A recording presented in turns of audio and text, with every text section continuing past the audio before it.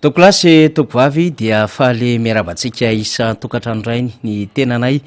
amin'izao atoandro ny alarobia fa 13 ny volana marsa 4 sy 2 izao. Ho anao izay tratranay ampisakafoanana dia mirary anao azo tomana ary ho anao izay manony asa mandrarahany amin'izay toerana anatanteranao zany asa izany dia mafitabe satria izay mifofotra miasa dia mitondra ezaka sy fampandrosoana ho an'ny firenena ary ho an'ireo izay any antsaha samihafa any ka manongilatsofina manaraka mivatana ity fandarantsika ity na amin'ny radio na amin'ny fahitalavitra na amin'ny tambazotra sosialy dia ny Facebook ny YouTube zany dia arabaina daholo isika menakavy eny ho anao izay any ambony fiara fitateram-bahoaka any amin'ireny sehatra samihafa fivarotana sy ny sisa ka mandray ny fandarantsika miara-manonja fahitalavitra sy onjam-peon'ny MBS ary miaraka amin'ny radio Mada zato teboka valo dia anaovana ny kopakopa-tanana avokoa isika menakavy indrindra tsy adino ianareo any ampitan-dranomasina satria mifandray tsy tapaka aminay amin'ny alalan'ny afatra miafina na amin'ny alalan'ny Facebook na amin'ny WhatsApp sy ireo fomba ahafahana mandefa ny kirakira amin'ny alalan'ny fandrosoan'ny teknôlôjia dia ny finday zany dia arabaina avokoa isika menakavy mitondra sosikevitra ianareo ary mitondra fanamariana samihafa zay manoloana ny raharaham-pirenena sy ireo vaovao zay tsara ho fantatra dia lina sy manongilatsofina satria zava-dehibe na lavitra aza no misy anareo any amin'ny ray alina kilometatra mihoatra Madagasikara dia mahatsiaro mandrakariva ny tandrazana iombonana dia mitondra ireny sosikevitra fanamariana sy vaovao samihafa diniana anatin'ny fandarana ireny dia akasitrany isaoransika menakavy mampifandray antsika amin'ny lafin'ny teknika dia ijoso itanjona ary misy andrembavilanitra roa indray zany mpianatra raha dia itsika izay mikirakira ny vata marobokotra ao ambadika ao miaraka amin'ny Juliette izay mpanao gazety mpianatra raha ihany koa ato amin'ny fahitalavitra sy onjam-peo ny MBS izany tolorina fisaorana rinomsa any amin'ny radio Mada sy ry malalatsary ry Robena izay mampifandray antsika ihany koa isika izay any amin'ny faritany satria dia misy distrika 412 mandray ny MBS mampita ihany koa ny fandarantsika misy mandray vatana misy manao famerenana ny fandarantsika dia arabainareo any amin'ny faritra izay mihaino anay ao anatin'izao fandarana miara-manonja izao no endriky ny fandarantsika dia mazava ho azy tahaka mahazatra satria moa zany larobia dia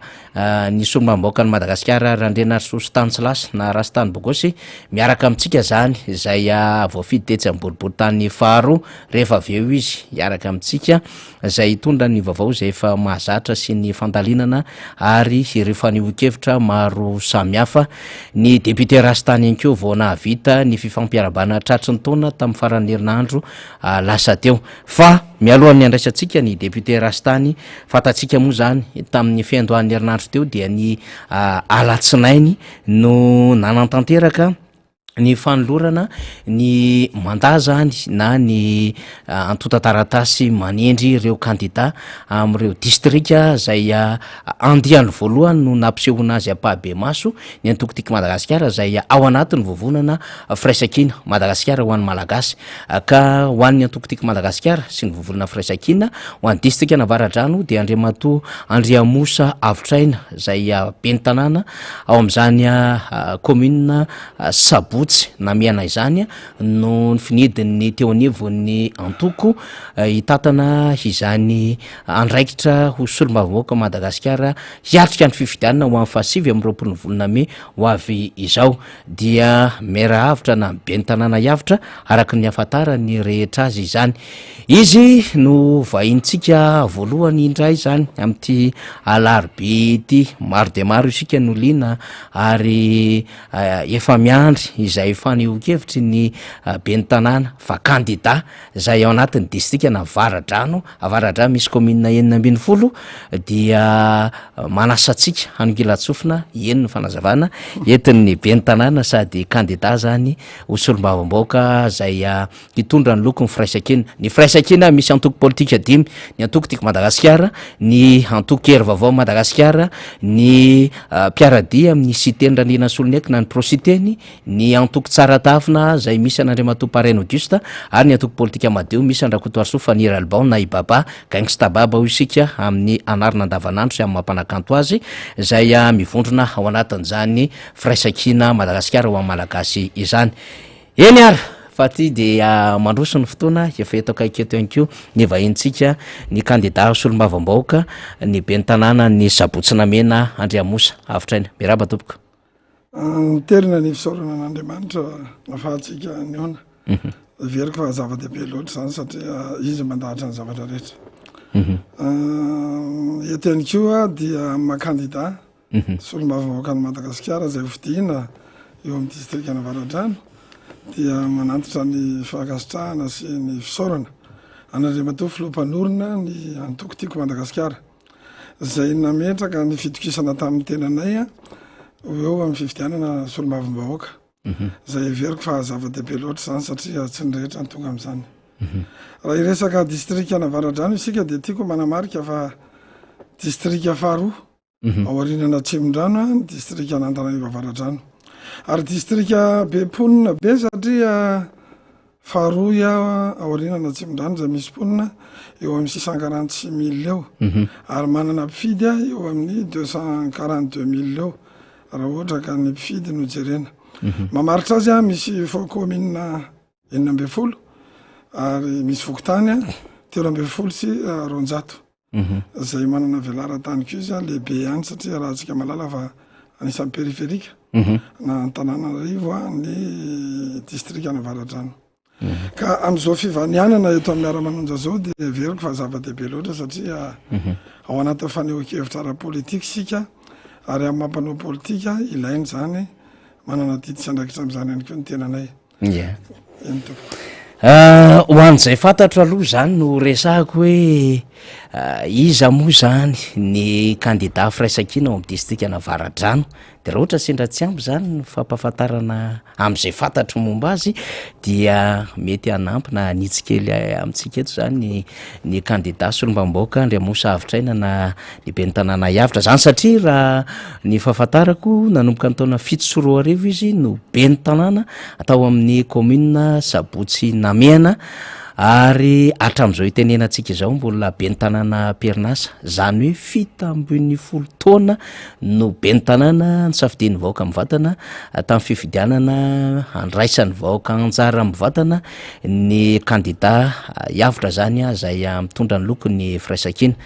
Raha ny fahafantarako ihany koa dia nisy fotoana efa nisehatra ary efa nirotsaka ho fidina ho solombavam-bahoaka tao anatin'ny distrikana Avaradrano 170 ny mpifanina tamin'izany larana fahatelo nisy azy tamin'ny alalan'ny tsy miankina raha ny fahafantarako ia miezaka mitondra an'izay fahafantarana izay ary tanoana ny taona 7 sy 2 arivo tanoany dia efa niandraikitra ny fitantanana ny distim Avaradrano zany hoe président distim Avaradrano ny ben'ny tanàna Andriamosa Avitraina efa ampikambana tao anatin'ny fikambana ny ben'ny tanàna zay misy commune 9 mandrafitra ny distrikana Avaradrano izy ary everina arak'izany fa nitety ireo commune 9 mandrafitra ny distrikana Avaradrano ireo hatreo ny sombotsombony fantatro eo amin'ny tontolo ara-pitantanana sy ara-politika fa iza moa tsy mahafantatra ny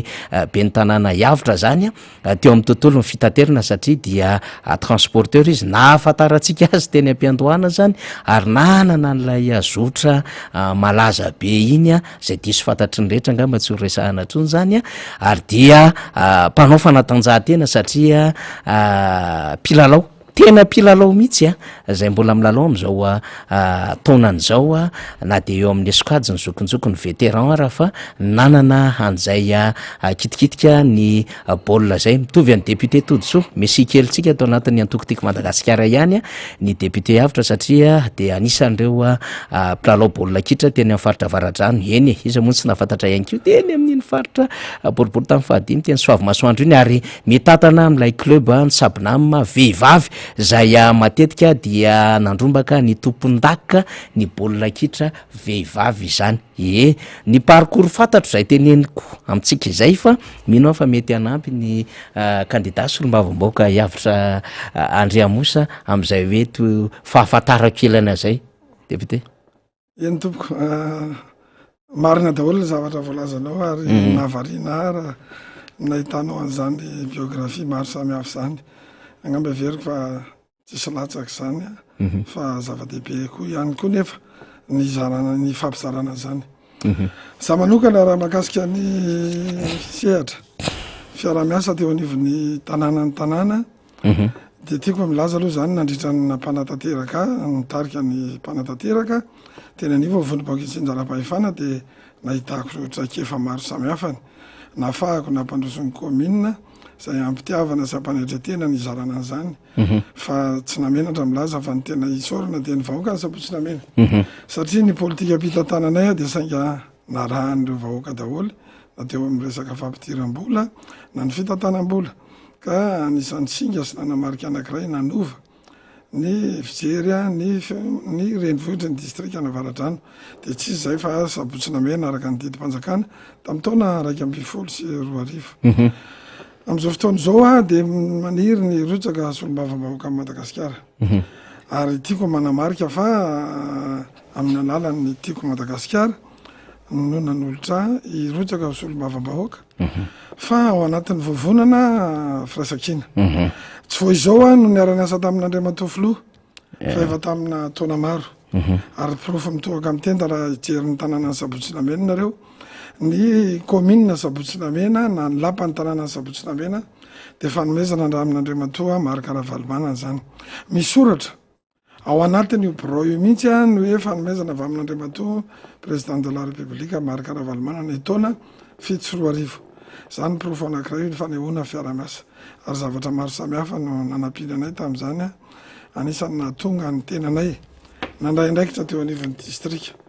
tamin'ny rafitra ara-politika zay napetraka teo anivon'ny antoko tiako Madagasikara raha ohatra ka teo amin'ny resaka fanatanjahantena ny resahana na ny asa sosialy de ao anatin'ny kitapomolan'ny commune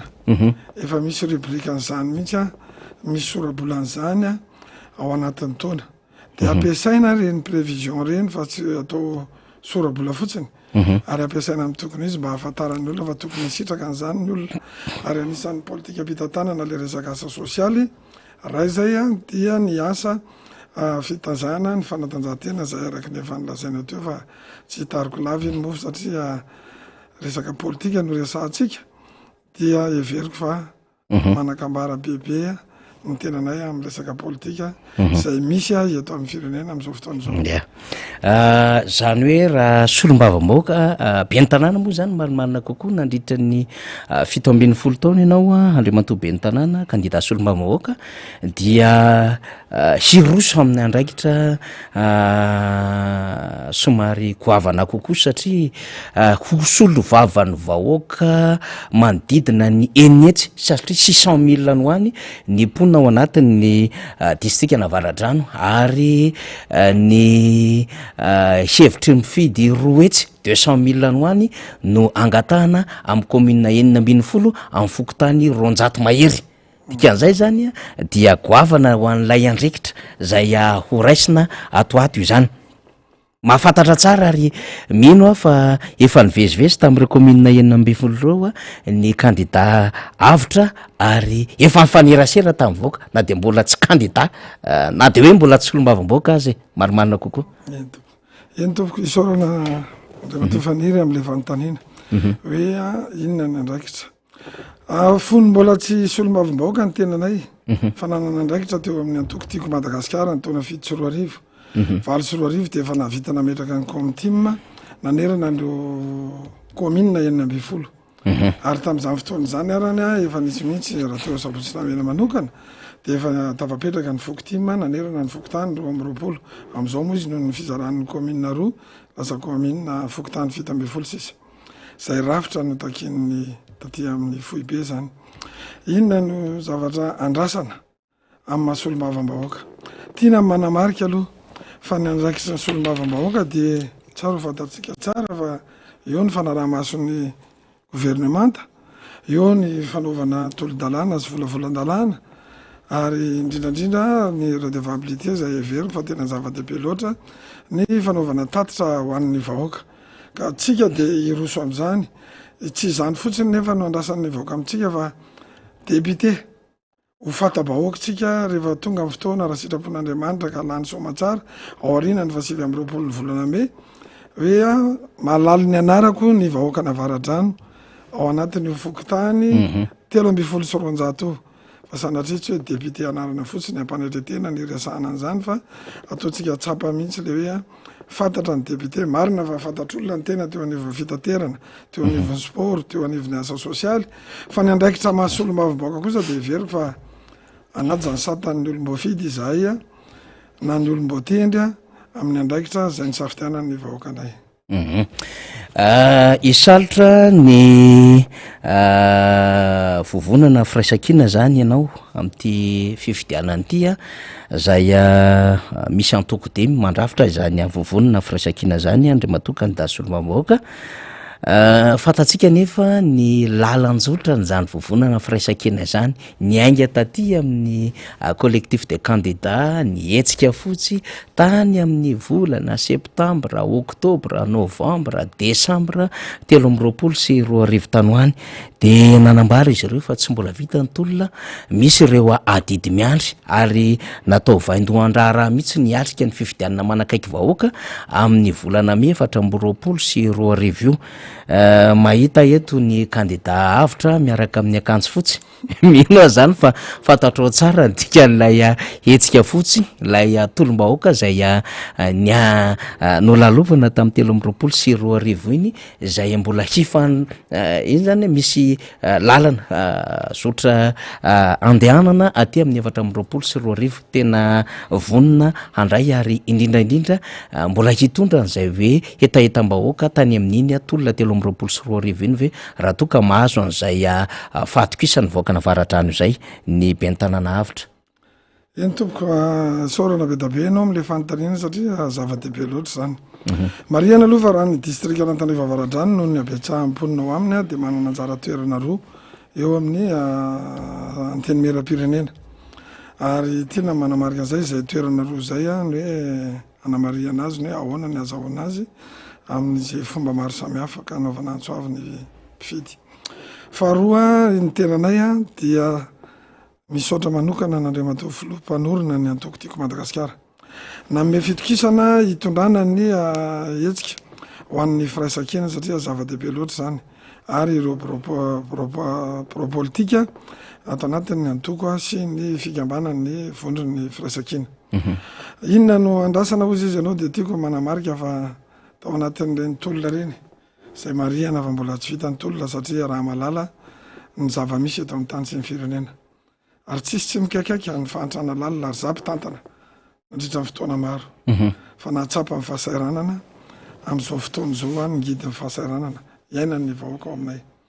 Taloha zay dia tsy mamenatra milaza fa mahavita manao asa sosialy rehefa faran'ny taona rehefa fankalazana ny fetim-pirenena fa tatoato tao anatin'izay 5 taona zay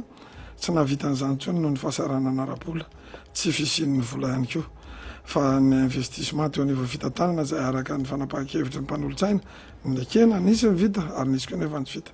ka eo amin'ny anteny meram-pirenena satria rafitra mpanao lalàna no iantsoroana dia anana anjara toerany ny distrika Navaradrano satria raha tsy resaka fotsiny ohatra hoe manisy distrika tsy lavitra ny tanàna Antananarivo navitana zavatra maro samihafa fa Navaradrano zany dia tsy nahitana an'izany na dia raha ary ka rehefa manara-maso ny asan'ny gouvernemanta izay dia manana anjara toerana satria tsy vitan'ny anara-maso ny asan'ny gouvernemanta fotsiny izay fa hiady ho an'ny distrika misy anay mihitsy izay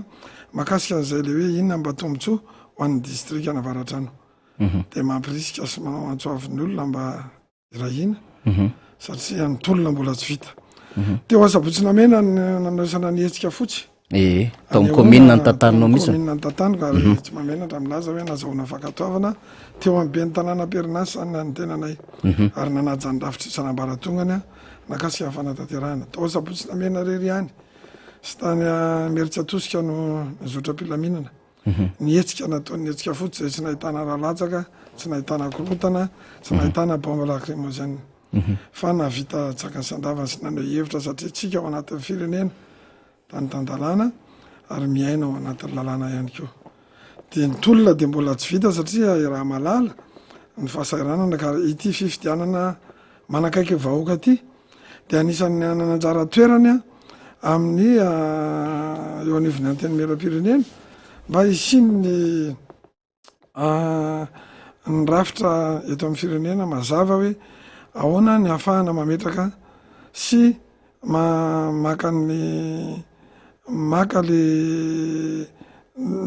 maka le fahefana amin'ny alalan'ny demokrasia de izany zavatra zany a eo amin'ny anteny meram-pirenena no lapa ahafahana maneho hevitra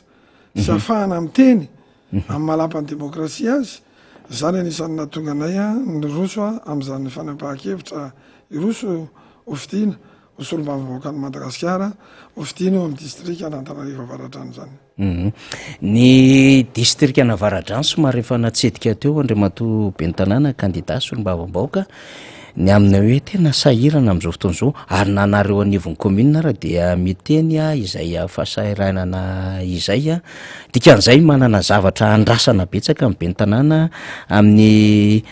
solombavambahoaka ho avy eo ihany koa zany ny vahoaka ny fanjakana moa zany miroso ao anatin'ilay hoe mandat faharoany mba azo resahany Andriamatoa Andriamosa Avitraina ve zay candidat solombavambahoaka hoe ny fiampiainana zany vahoaka n'Avaradrano zany ankehitriny raha mihoatra ny taloha zay nahafantarana ho azy tany amin'ny andro ny filoha Marc Ravalomanana ny tantanana firenena tena hita mihitsy ve le fahasamihafana raha-piainana Andriamatoa Bentanàna sady candidat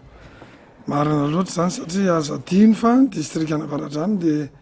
commune ambanivohitra mandrafitra azy ary io commune ambanivohitra io ny mamatsy na légume na fruit na ny vary ato amin'ny tanàna n'Antananarivo renivohitra satria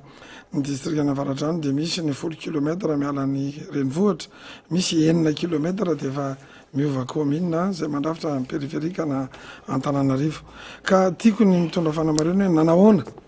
tamin'ny taona nitondrana Andriamatoa filoha Marc Ravalomanana sy nanahoana tamin'izao irahantsika malala fa tsisy mikaikiaiky ny tsy fandriampahalemana amin'izao fotoan'izao satria rehefa tsisy ny fandriampahalemana tsy androso mihitsy tsy lamina sainy voaka raha eo amin'ny zavatra hohanina eo amin'ny vokatra ahodina eo amin'ny vokatra ny tany zay azo volena de nisy impacte daholo marina fa nisy ny fiovaovan'ny toetrandro teo amin'ny fifehezana ny rano volena na ny rano hohanina kory ary amin'izao fotoan'izao hoe raha tsika malala fa ny lamina tamin'ny fitondrana président Marc Ravalomanana raha oharina amin'izao fitondrana zao za moa tsy hanonona anarana satria fantatra tsara zany eny tompoko le traikefa zany le traikefa niainga an'le taona 7 be zao tamin'ny fitantanana ny tanàna mino fa efa tao hatrany fiainona ny vahoaka entina misehatra ambonimbony kokoa zany hiainy commune de 12 ambonin'ny commune na Sabotsina Mena fankararan'ny fitantanana aloha de anisan'ny atokisan'ny vahoakanao eo aniva fitantanana ka zay raha mahakasika ny commune Sabotsina Mena zay fampizarako ary efa mifampiresahana mihitsy tamin'ireo namana Bentanàna zay hoe transparence budgétaire au niveau an'ny commune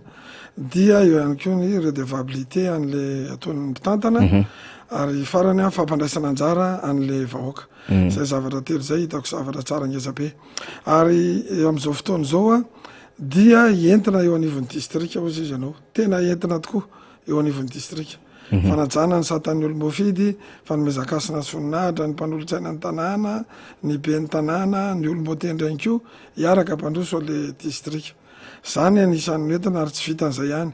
amin'ny solombavambahoaka ny tenanay dia manana ny didy sy andraikitra koa izahay anampy an'ireo be ny tanàna sy mpanolotsaina ny tanàna zay ny fotony hiara-iasa sy ampandroso an'le commune akoatra ny asa sosialy zay everiko fa tokony anjaran'ny député fa tokony an'olo-tanana ny député mba ho an'ireo commune manodidinareo ary za de mahasamy teny mihitsy hoe alaliny anarako ny commune 9 manerana ny distrika an'Avaradrano raha izany tonga eo amin'ny mahasolombavambahoaka anaja ny satan'ny feny fikambanana ihany koa sy ny antoko indrindra izay nanolotra ary eo anivon'ny vovona ny firaisakina de efa mampite hiasika fampelezan-kevitra mihitsy ny miaina ny be ny tanàna hiavitra zany rehefa tonga ny fotoana satria halala ny anarany fantatry ny rehetra fa nitondra vokatsoa tao anatin'ny commune Sabotsinamena ary commune zay azo lazaina fa mba mandroso piloty izany Sabotsinamena izany zany entina hivoaka amin'ireo commune 540 ampony zany le traika efa zay.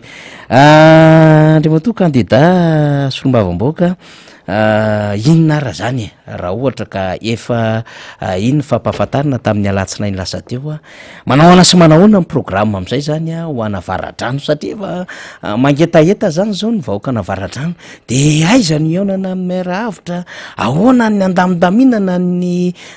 pré-campagne ny campagne, aiza ny QG samihafa, inona no anjara briketinay ho an'ny antoko timma ihany ve ty raha ty na ho an'ny antoko dimy ihany ve, ahoana ny olon-tsotra, ahoana ny fikambanana maro samihafa ty Varadrano, mety manakambara ianao. Tena manakambara tokoa satria araka ny zavatra nataon'Andriamatoa Filoham-panorona ny antoko tiako Madagasikara de taorian'ny fanomezany anay ny mandat amin'ny maha candidat-nay dia nanao tolo-kevitra maromaro izy ny baiko ny momeny moa zany sy amin'ny hoe anaraka ny discipline de parti ny olona ny anatin'ny fikambanana. Eo ihany koa ny fananganana QG ary efa tokony hiomana amina pré-campagne izay candidat malohan'ny campagne. Raha loatra zany satria zavatra fa iainana zany naiza maneran-tany rehefa misy ny fifidianana. Ka izay eto de manao antsoavo ho an'ny commune 40 mandrafitra ny distrikana Varadrano mba hiara iombon-kevitra pandany ny candidat ny firaisan-kina zay natolotry ny tiako Madagasikara. Zava-dehibe loatra zany satria nieritseretina de hoe ny amaro anisa atsika ao amin'ny lapan'ny demokrasia ny tanjona satria mbola manana didy sy andraikitra tsika ary ny tolona de mbola tsy vita satria raha malala ny fahasahiranana misy amin'izao fotoana izao miariary ohatra ny tafika andrefa tanàna ary zany tsy atoro atsika tsony fa de hitatsika ka amin'ny maha-olom-boafidy misolo tenany vahoaka de manana didy sy andraikitra lehibe isika mitarika ny olona ao amin'ny commune misy atsika ary zany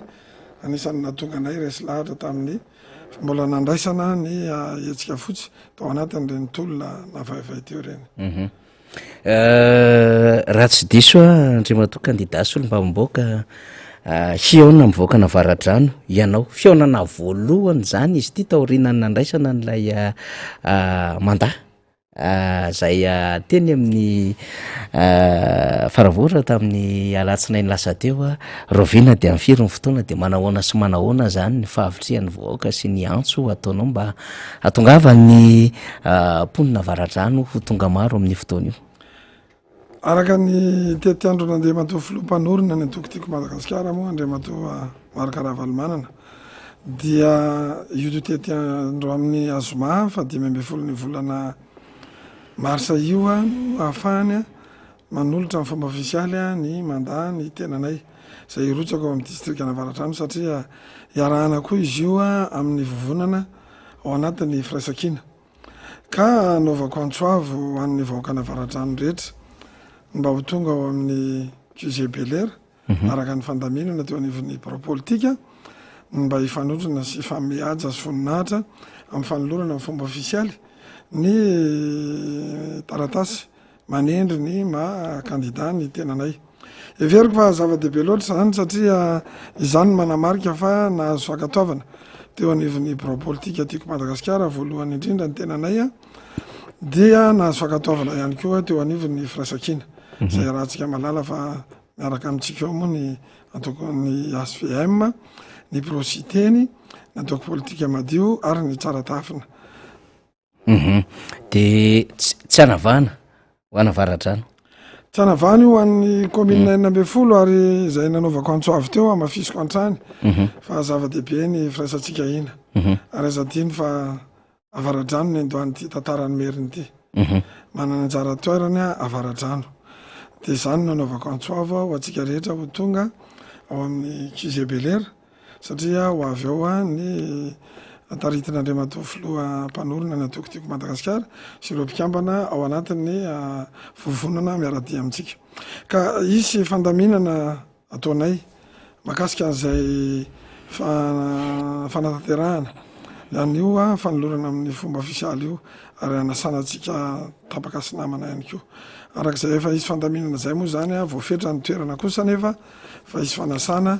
hoaparitaka ary efa manaparitaka an'izany izay a amin'izao fotoana isika miresaka zao. Mino fa tsy ho tara koa ny fifampiarabana tratry ny taona na ho an'ny taona zay mahazatra isaky ny volana janoary na ho an'ny taom-baovao malagasy. Amin'ny fiaonana io ny arabantsika n'Andriamatoa filompanorona ny atokotiko Madagasikara zay zavatra lehibe no metsika azy a sady mba hanana ny tantarany a ny lanjany everiko fa tsy hanoratena ho voatango akory kanefa koa sampitiavana sy ampanetretena ny hoe mba miavaka ny zavatra mena n'Andriamatoa filompanorona eo ihany ko ireo vovonana miaraty amintsika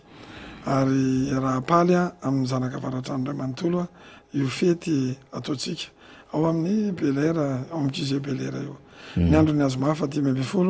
ny volana marsa 2024 manomboka amin'ny 7 ora sasany maraina.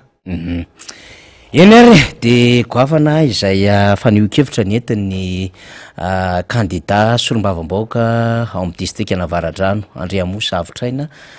teto amin'ny fandarantsika izay tamin'ity atoandro ity alohan'ny tena anomezan-dalana azy satria dia mbola monjy fivoriana sy fihaonana samihafa ny kandida solombavam-bahoaka avitra dia mety mba hanana tsipitenikely ihany izy 2 minitra ho an'ny distrikta Navaradrano zay Manokilatsofina mena amin'izao fotoana izao. Ny atao hoe distrikta Navaradrano dia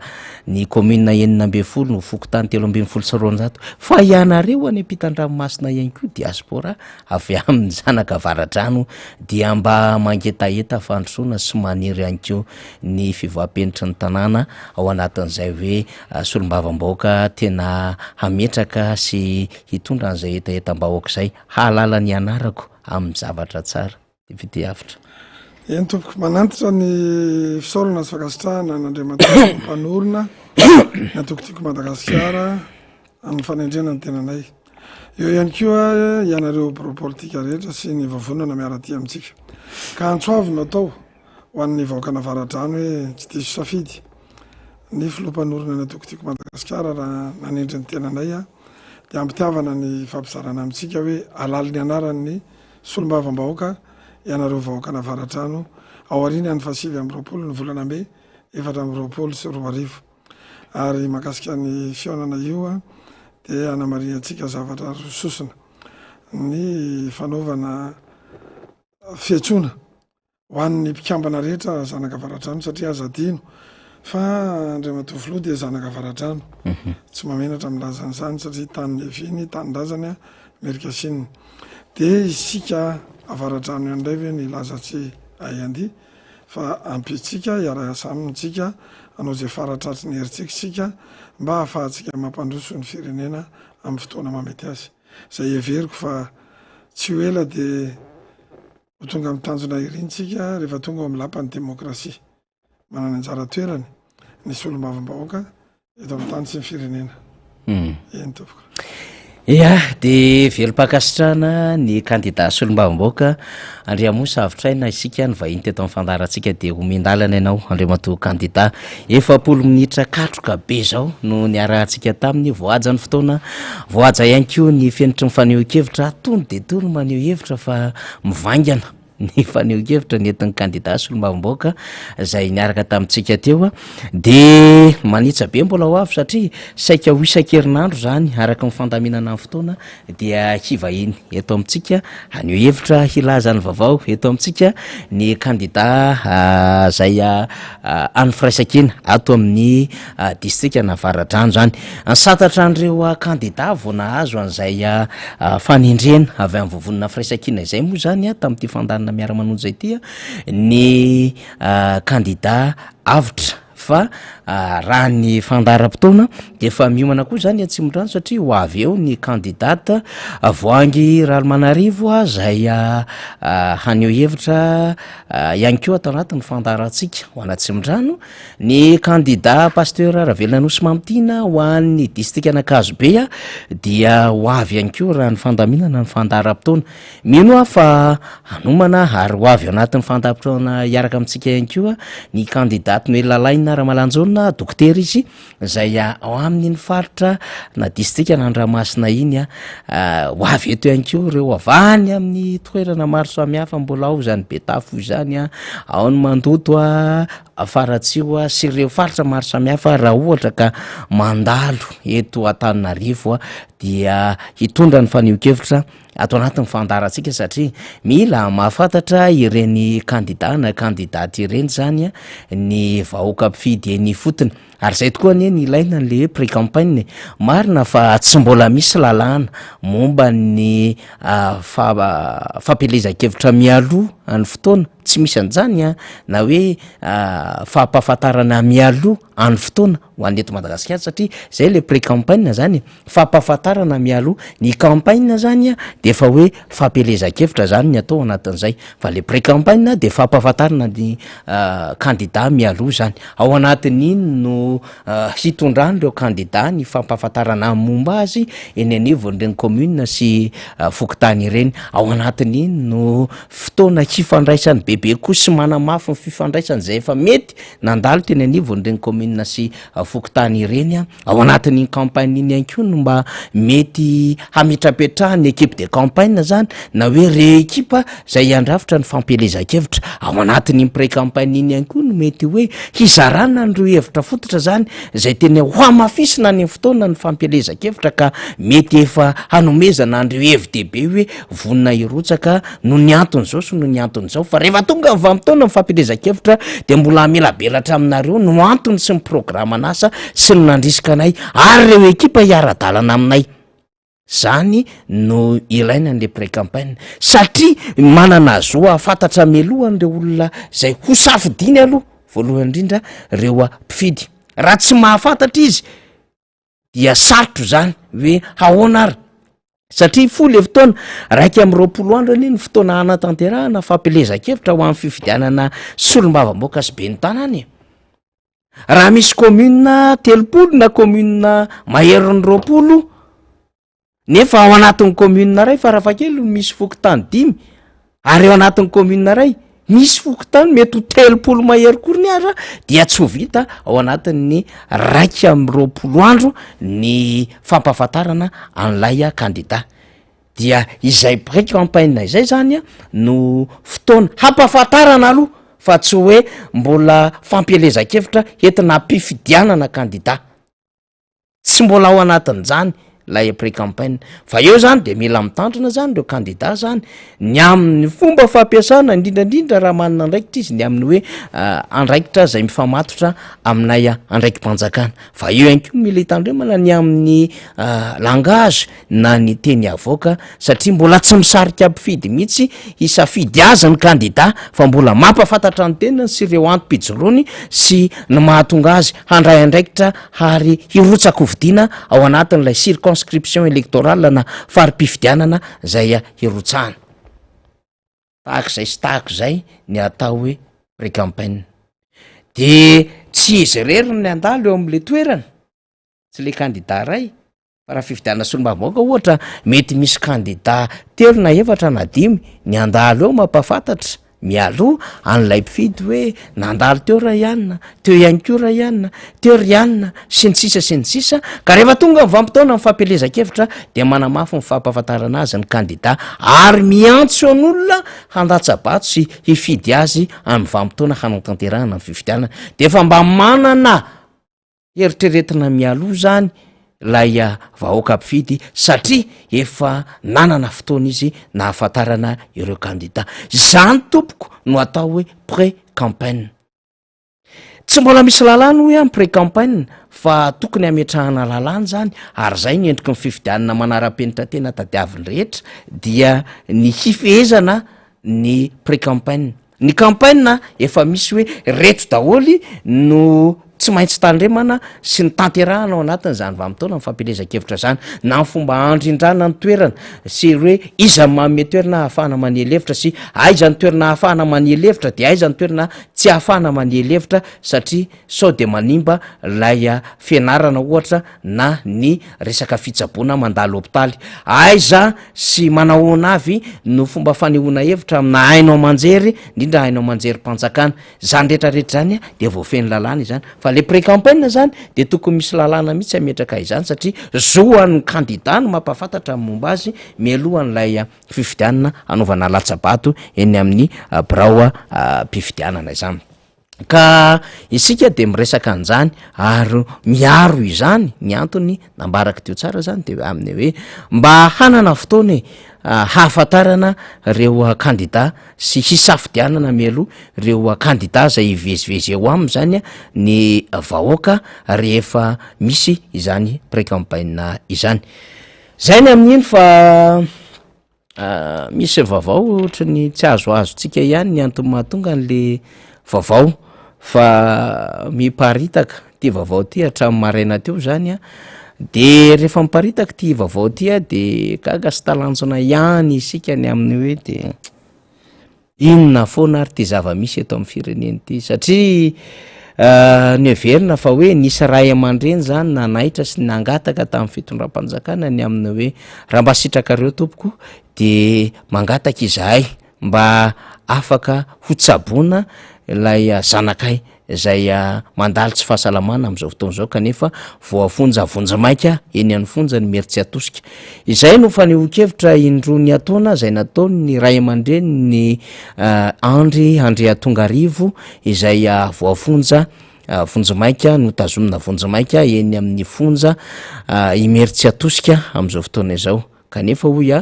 dia raha ny vaovao fantatra zany zay miparitaka eny amin'ny tambajotra sosialy vakitsika le izy raha voninao joso sy tanjona ary itsika dia ity zany ilay vaovao sy to matao anatin'ny pejy ny namana Fernand Selo izy ty ary mety misy ihany koa zany nefa nizara izany misy taratasy ihany miparitaka zany dia nahazo taratasy fampiatsoana avy any amin'ny section de recherche criminelle zany eny fiadanana zany sampana mpanao fanadiadiana amina eloka be vava eny fiadanana anio alarobia tamin'ny valora sy sasany maraina teo Andriamatoa André Tongarivo Dodo sy Ramatoa Rasoavololona Marie Claire raha aman-dreny ny André Tongarivo zany de famitorana mazava ho azy misy fandraisany ve tamin'ny video indromiataona zay natao ny reto ray aman-dreny ny André Tongarivo reto ny fiantsona azy sady misy raha keloka hafa no iantsona azy mivady reto zany eny fiadanana de linisika te hafantatra ny fivoarany vaovao mino satria dia efa mikirakira ny vaovao miaraka amintsika ihany koa joso sy tanjona zany namatsika faly moa zany dia manantanteraka adidy amin'ny fiarahamonina satria nisy namana fianakaviana ihany koa no demandry akaiky ny namatsika faly Ramananarivo dia manantanteraka zay adidy farafananana ny fianakaviana zay izy de lasa ny azakazaka zany nanao an'izay adidy zay de mbola everiny eo faly le vaveo fa efa manomboka mandray an'ilay asa fahakingana ananany faly zay ny namatsika tanjona sy joso ao ambadika ao de rehefa mahazo avao tsika zany tanjona sy joso mikasika indrindra anty raharaha ny ray aman-dreny André Tongarivo ity zay hampiatsoana azy ireo eny anivon'ny sampana fikarohana momba ny adelika ny fiadanana de tsara ngamba ny zarantsika ny vaovao ianareo amin'ny rahalahy moa zany zay afaka mikirakira avy hatrany ny vaovao sy mety mifandray ampanao gazetitsika no afaka manome izany atao anatin'ny fandarana mba tsara ny fampizarany tsara ny fampizarana satria rehefa mijery an'le vaovao tsika de ohatra ny olona rehetrarehetra ihany raha ohatra zany ka raisitsika hatran'izay le izy satria tsy voasambana ange no nisy fitarainana ho an'ireo zay manana voafonja zany ohatra zany zao matetitetika ny mpisolo vava ny mbola rajona no manao ny fanambarana mikasika ny raharaha zay anenjehana mbola rajona ary mitantara ny zavatra mitranga zany ho azy ary nisy fotoana aza ny vady ndrefa mandry ny mbola rajona taorinan'lay hoe misy raharaha-pitsarana hafa anjay hafa indray nanenjehana azy dia naneo hevitra ary ny teny ny vady mbola rajona ohatra fa atao zany ohatra zany ihany koa ny momba n'Andriamatoa Roly Merciana ary Laurent Radjason dia matetetika ohatra zany ny anabavy ny Bodifabra Madagasikara dia miteny ihany koa manaitra ihany koa ny amin'ny zavatra manjoa ny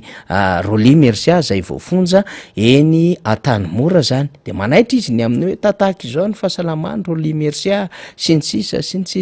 de nisy fotoana ihany koa zany ohatra zany ny vady ny Mahelanto Manandafy ohatra Doris de mba nanaitra ny amin'ny hoe zao ny zava-misy de misy ny afatra ohatra avy any amin'ny Mahelanto Manandafy de soratany Doris tany aloha tany tao anatin'ny rindrin'ny Facebook-ny Doris zany misy fomba fanehoan-kevitra ohatrohatran'izay zany zarain'ireo olona akaiky an'ireo voafonja zay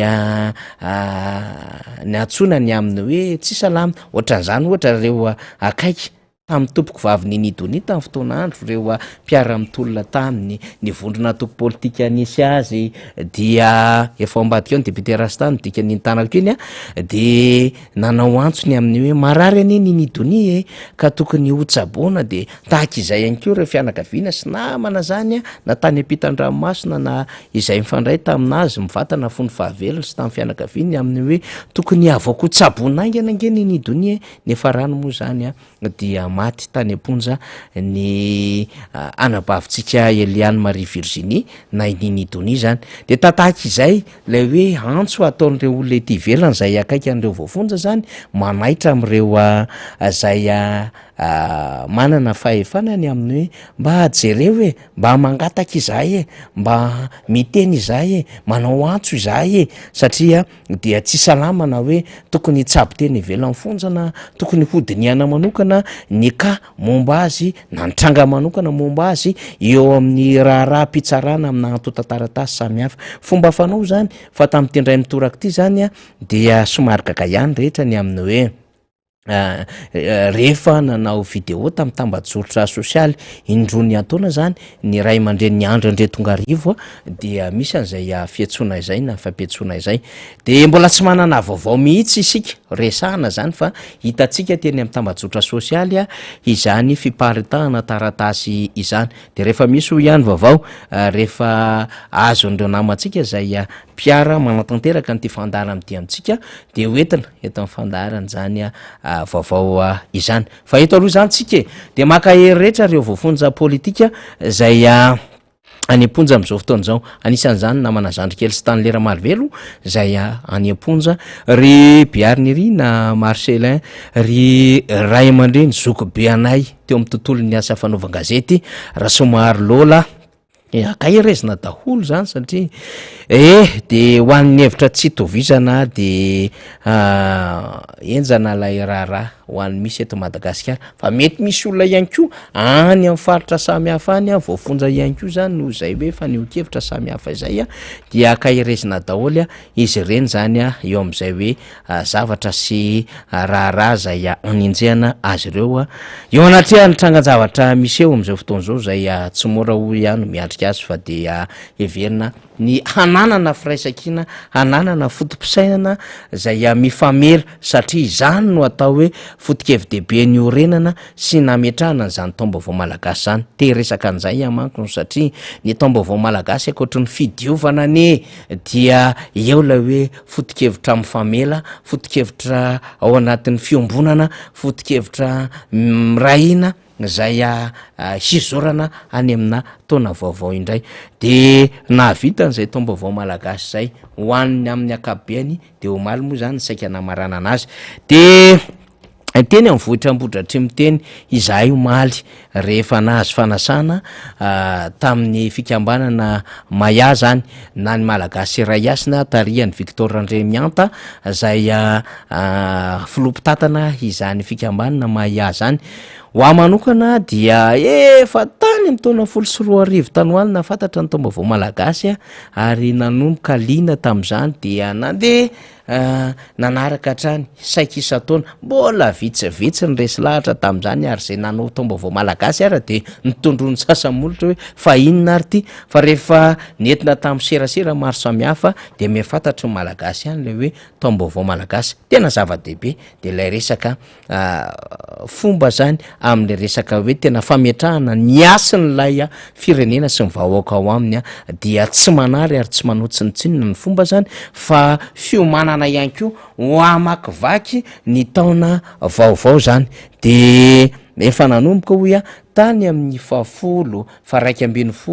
ary 12 ny volana martsa zany omaly no nanomboka namara-parana azy zany reo fikambanana sy vohatra maro samihafa zay nandray sy nanantanteraka izany taom-baovao malagasy zany de ho an'ny fikambanana Maya de teny amin'ny vohitra Ambohidratrimo teny no nanantanterahany ireo izany tao amin'ny trampokon'olona Dadabena izay tsy mahafantatra an'izany moa ny distrikana Ambohidratrimo de anisany piasy nitondra ny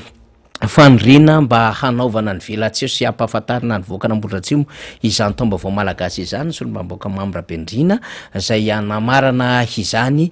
teny antoerana zany niaraka tamin'ny fikambanana fa mialohan'ny tena namaranana an'ilay taom-baovao malagasy teny Ambohidratrimo de misy le velatseo de fitetezana an'ireo stanty samihafa zany fa tena mahaliana ho antsika malagasy hoe ahoana zany fomba nanorenana ny trano sy fakatoavana ny fananganana trano teo amin'ny fomba malagasy izany inona sy navy ireo fanaka zay nandrafitra ny tokatrano malagasy tamin'ny fotoanandro zay lovain'ireo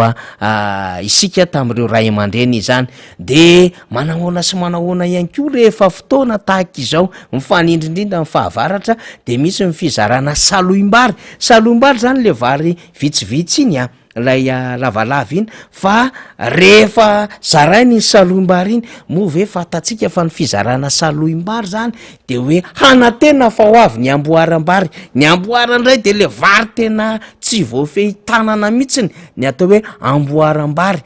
de fanantenana zany fa ho vokatra be ny vary am'ty taonty rehefa mandray an'le saloim-bary de manantena rehefa hajora ao an-trano lay saloim-bary indrindrandrindra fa nomenina ray aman-dreny zany saloim-bary de tsy ho foana ny vary ao anatina tokatrano mandritry ny taona rehefa tafiditra ao anatin'ny tokatrano zany saloim-bary zany zany no vetikevy-dehibe an'ireny saloim-bary reny de misy ny fizarana saloim-bary nandritry ny andro maromaro teny vohitra Ambohidratrimo teny tao amin'ny trampokon'olona Dadabena zany nataon'ny fikambanana Maya tarehan'ny Victor Andremianta izany akoatran'izay de misy mifampahafantarana zany ny am'ireo hoe ahoana ny andro malagasy sy mahasarotiny ary mahatonga le hoe taom-baovao nankalazaina tamin'ity volana marsa ity ary manodidididina volana marsa eo de nahazavaina ara-tsiantifika mihitsiny zany mifanindry amin'ny tany ny masoandro ny volana am'ireo fomba fanisan'andro malagasy de no hazavana ihany koa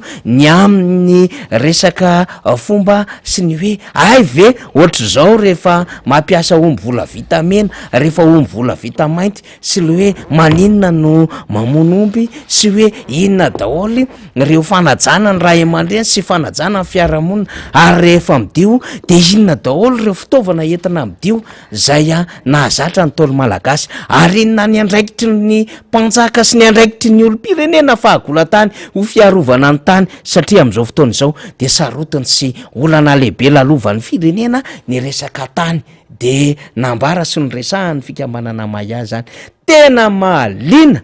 zany rehetrarehetra zany sy hoe nanahoana teo amin'ny malagasy ny fomba fanajana ireo ray aman-dreny na ny ray aman-dreny velona la ny ray aman-dreny lasa korazana izany de ahoana na niendriky ny fomba famonosana azy fotsiny ary ny razana maina sy lena de no hazavaina zany mba ho fantatry ny tanora taranaka ty aoriana izany fomba sy fomba fiaina malagasy izany ny fomba fanenomana lamba dia nampahafantarina tao anatin'izany taom-baovao malagasy izany tsy fantako raha nanana sary vonina tamin'izany itanjona na tsy nanana fa zany eritritra hoe sady miresaka no alefa nitanjona le izy de mety tsy vonina tamin'izany ve na tsy azo tsy mampaninona raha ohatra ka tsy azo nitanjona le izy satria manenjika zavatra maromaro koa ny namatsika tanjona ay ty sary ty indray zany dia sary niaraka tamin'ny Victor Andremianta zay mpitarika ny fikambanana Maya zany de ao aoriana ao ny mpanjaka any Vohipeno any mpanjaka ampanjaka Josefa zay 9 taona zany ray aman-dreny zany kanefa mbola tonga teto Antananarivo tena vohatra Ambody Atrimo zany niara-nakalaza an'zany taom-baovao malagasy izany fandraisana salohim-bary namana tanjona nitatsika amin'ny sary zany fa tia nampiseho zany le izy de teto ohatra zany i Victor Andremianta nanazava satria nisy endrika trano naseho tao amin'ny trampokon'olona dadabe na tao Ambody Atrimo rehefa nitsidika an'ireo trano evareo ny soloamboaka Mamorabendrina de naseho mihitsy hoe manino ny tony salohim-bary tony no napetraka tao anatin'ny trano malagasy sy maninona ireo fanaka samihafa dia mipetraka tamin'ny fotoana sy tamin'ny toerana sy mifomba fandrafetana ny trano zany rehetrarehetra izany tany amin'ny taolo malagasy tany hoany zany de reny rehetrarehetra reny misy energie angovo entiny daholo amin'ny fiainana andavanandro ny malagasy tamin'ny fotoanandro izany rehetrarehetra izany de nafinaritra iah satria tena ilainy izany satria zay le hoe tsika sary-piaro de vomaly any teny an'izany rehefa sary-piaro an'ity Madagasikara ity tsika de ataotsika amin'ny fihetsika sy ny fiteny sy ny eritreritra sy ny fomba mampanao rehetrarehetra izany hititsika hitiavana sy hiarovana an'ity Madagasikara ity de samy manana an'izay fomba hitiavana sy hiarovana an'ity Madagasikara ity ny malagasy rehetra matoa mbola mijoro am'izao fotoana izao de mifoa ao anaty zany mandrakariva lay taom-baovao malagasy manomboka amin'ny taom-baovao malagasy iny rehefa le midio araky ny fanazavana ny etin'ny fikambanana maya rehefa mandray ny tsodrano amin'ny taom-baovao malagasy iny dia misantatra indray ny taona vaovao vakivakiana de manantenatrany fa mba tena hiarina mba tena tsy anam-pahavalo mba tena hitoetra mandrakariva lay firaisankina sy lay fihavanana mamakivaky ny taona ho avy ary andresy am'ireo tetikasa sy programana sasamihafa zany ny olo-pirenena sy ny vahoaka tsirairay zany no fanirina lehibe ao anatin'ilay taom-baovao malagasy ka mampiarina atsika zany de misaotra indrindra averina tsany tsy finoana tompoko ny taom-baovao malagasy fa fomba izy eo de hoan'ny vahoaka fampafatarana any atao de rehefa resy lahatra ny vahoaka de anjara no miditra am'izay fa raha ohatra izy moa mbola tsy resy lahatra dia tsy misy antery mihitsiny zany fa samy manana hoy ny fomba fanehoan'ny fitiavana nyty Madagasikara ity fa mahafinaritra de hoe isika menakavy de samy sary-piaro ary samy maneho izay fitiavana any Madagasikara izay dia mahafinaritra izany rehetrarehetra izany eny ary am'roa ora izao mahery minitra vitsivitsy misaotra tanjona tam'ilay sary kely teo zany eritreritra fa sary hafa naseho antoanjana de efa le sary misy sary misy alina mihitsy no naseho antanjona de tsy mampaninina zany fa zay le izy hoe mahafinaritra miboakely tsika ato zany satria tena ao anatin'ny fitiavana an'le asa sy le fitiavana an'ilay foto-kevi-dehibe hijoroana mihitsy am'tony fandaharany tony hoan'ny hoan'ny firenena hoan'ny Madagasikara hoan'ny mpiray tandrazana ny hijoroana anaovana an'le asa de tena tsy mitandro asa sarana mihitsy efa amina kilometatra ane re olona mivita an'reto ekipa reto mivezivezy ao amin'ny inona moa zany studio misy andrareo ao trano fiasan'ndrareo ao de mivaka ato amin'ny trano zay fampitana ny sary sy ny feo tena tsy mora efa amina kilometatra de akasitratsika zareo reo zany nisy olo-mavam-bahoaka voafidy tao boribory tany faro ary mbola nazo ny fatokisany vovonina firaisankina ao boribory tany faro somary apidipidina kely député Rastany apidipidina kely fotsiny de aroso aloha zay de eny tsara ny feo satria linitsika zany ny andriany député Rastany tamin'ny sabotsy teo no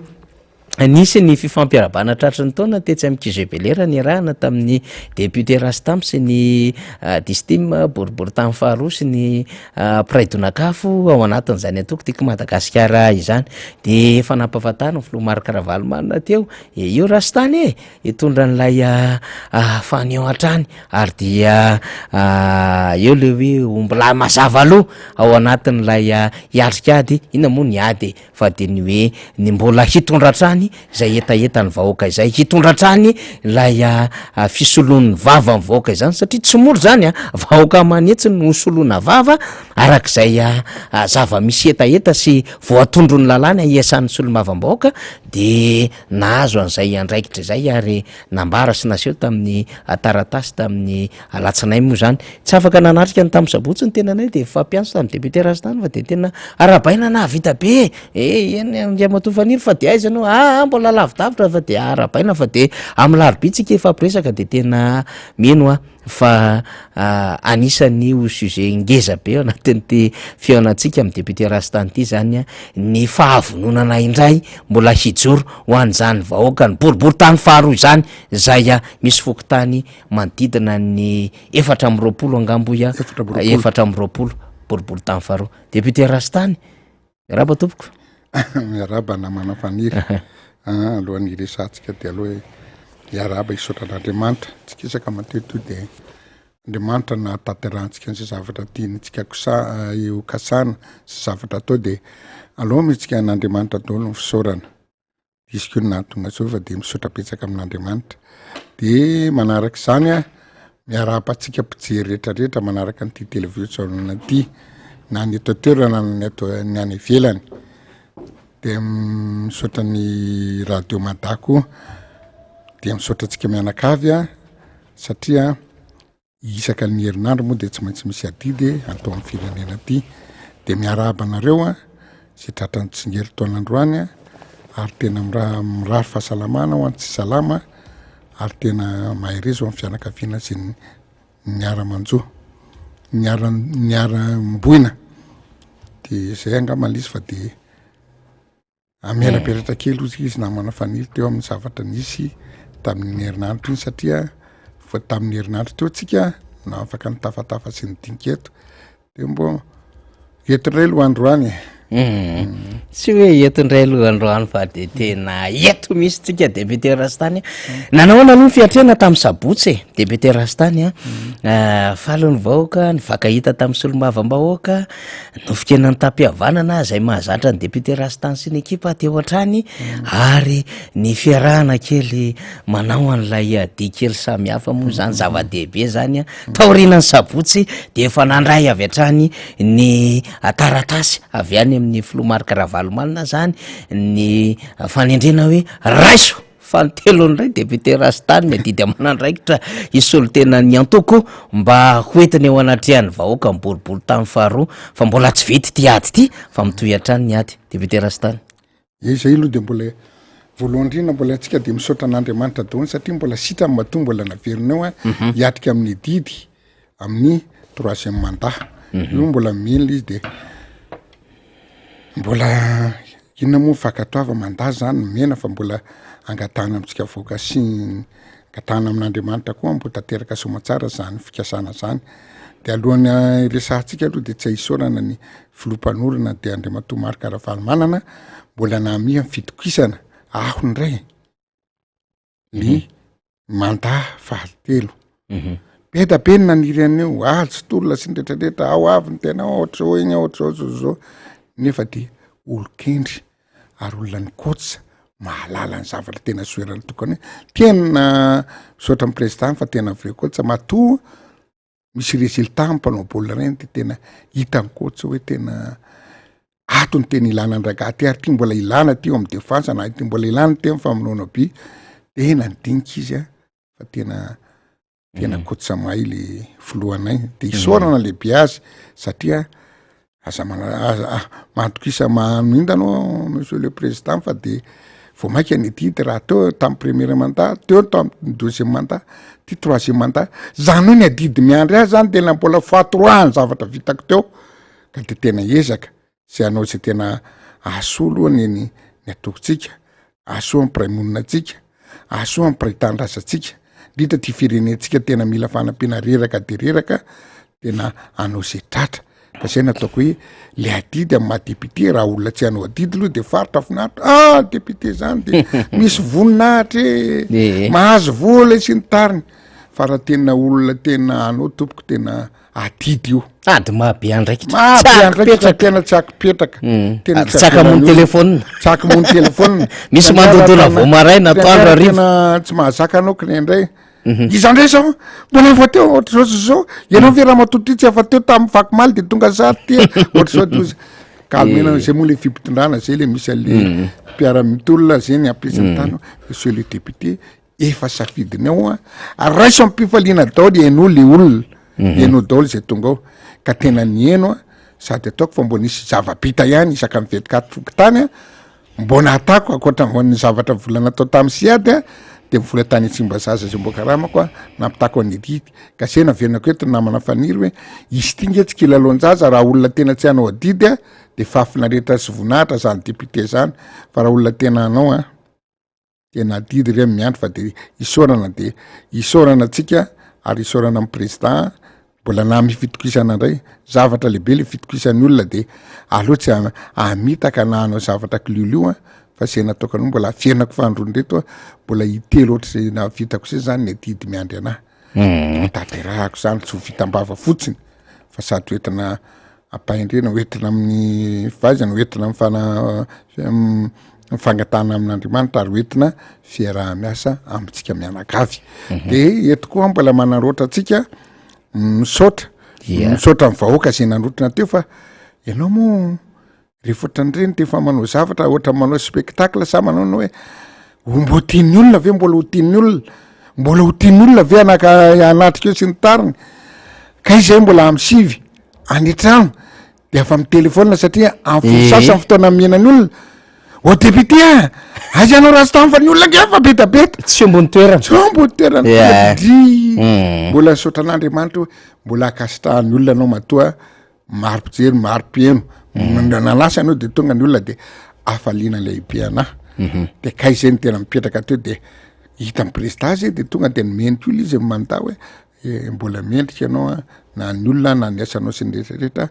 mbola ty lasitany amin'ny taratasy idiranao mandat amin'ny troisième mandat idiranao mandat manaraka de zay isotra antsika mianakavy satria